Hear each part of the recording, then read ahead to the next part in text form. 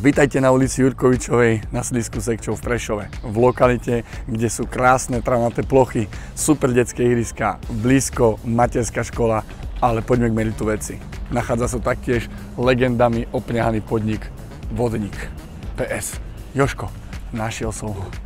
No a takisto tu máme trojizbový, takže si ho choďte pozrieť.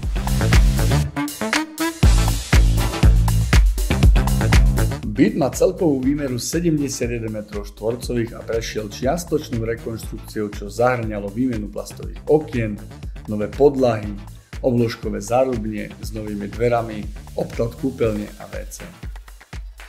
Super vychytávkou tohto bytu je samostatné plynové kúrenie, ktoré je zabezpečené kondenzačným kotlom, ktorý ohrieva taktiež teplú vodu a vďaka tomu sa mesačné náklady na bývanie znížili o cca 70 eur. K bytu prislúcha pivnica a predáva sa čiastočne zariadenie.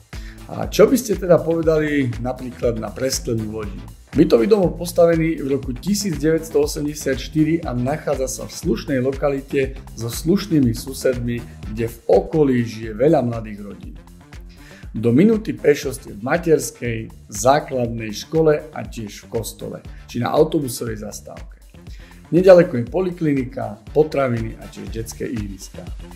A za 10 minút peši ste v nákupných centrách ako Max alebo Eperi. S parkovaním toto vôbec nie je až také tragické ako v iných lokalitách.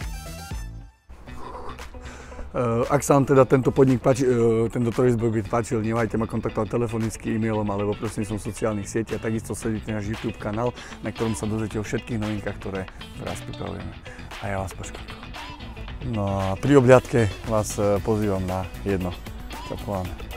Však jedno, však kde ideš, však poď sem, však jedno iba, však minule, poď jedno.